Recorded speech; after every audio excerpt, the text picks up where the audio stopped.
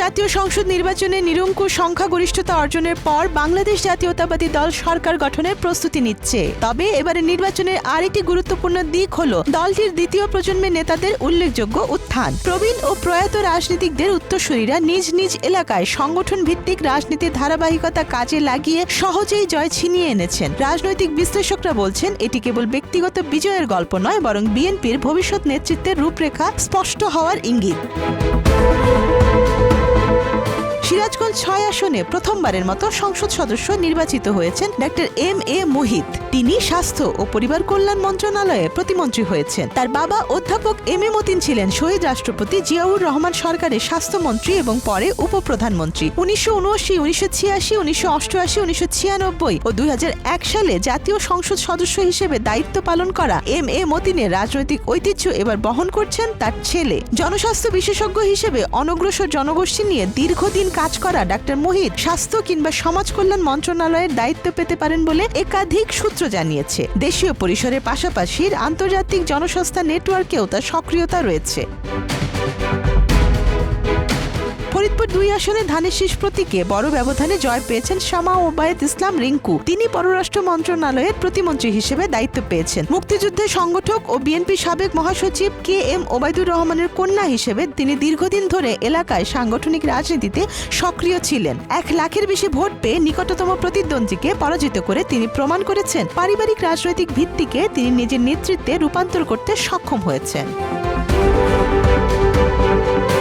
যশোর ৩ আসনে জয়ী হয়েছেন অনিন্দ ইসলাম অমিত। বিএনপির প্রয়াত স্থায়ী কমিটির সদস্য তরিকুল ইসলামের ছেলে। বৃহত্তর খুলনা অঞ্চলে তিনি আগে থেকেই সুপরিচিত মুখ ছিলেন। বাবার গড়ে তোলা সংগঠন ও দীর্ঘদিনের সমর্থন ভিত্তি তাকে বিজয়ের পথে এগিয়ে দেয়। দায়িত্ব পেয়েছেন বিদ্যুৎ, জ্বালানি ও খনিজ মন্ত্রণালয়ে। রাজধানীর গুরুত্বপূর্ণ আসন ঢাকা ৬-এ জয় পান ইশরাক হোসেন। সাবেক মেয়র সাদিক হোসেন খোকার ছেলে হিসেবে তিনি নগর রাজনীতিতে পরিচিত নাম। প্রতিদ্বন্দ্বিতাপূর্ণ ওই আসনে এগিয়ে থেকে জয় নিশ্চিত করে তিনি বিএনপির নগরভিত্তিক রাজনীতিতে নতুন প্রজন্মের প্রতিনিধিত্ব নিশ্চিত করেন। মুক্তিযুদ্ধ বিষয়ক মন্ত্রণালয়ের প্রতিমন্ত্রী হয়েছেন ইশরাক হোসেন। চট্টগ্রামের রাজনীতিতে দ্বিতীয় প্রজন্মের উপস্থিতি ছিল আরও দৃশ্যমান। চট্টগ্রাম ৫ আসনে মীর মোহাম্মদ হেলাল উদ্দিন প্রথমবার নির্বাচনে অংশ নিয়ে জয় পান। তার পিতা মীর মোহাম্মদ নাসির উদ্দিন দীর্ঘদিন দলের প্রভাবশালী নেতা ছিলেন। পার্বত্য চট্টগ্রাম বিষয়ের মন্ত্রণালয়ে দায়িত্ব পালন করবেন মীর হেলাল উদ্দিন। চট্টগ্রাম ১০ আসনে তরুণ সংগঠক সাইদ আল নোমান স্বল্প সময়ে সাংগঠনিক শক্তি গড়ে তুলে বিজয়ী হন। দুজনেই প্রতিমন্ত্রীর দায়িত্ব পেয়েছেন।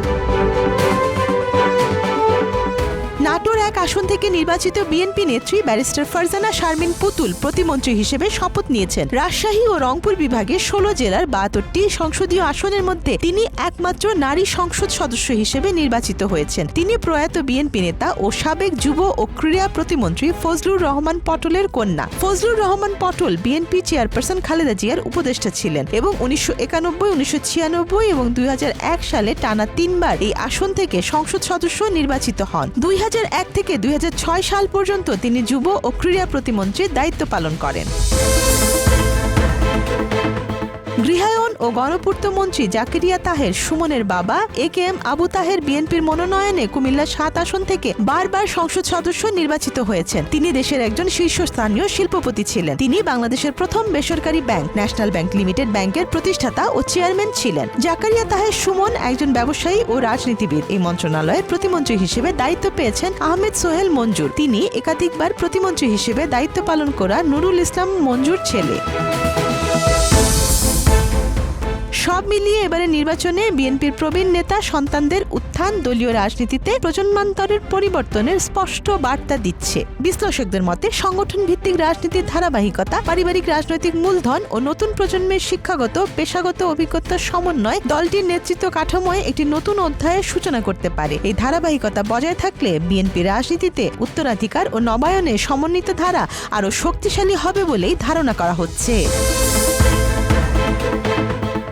Desk report, Dhaka express.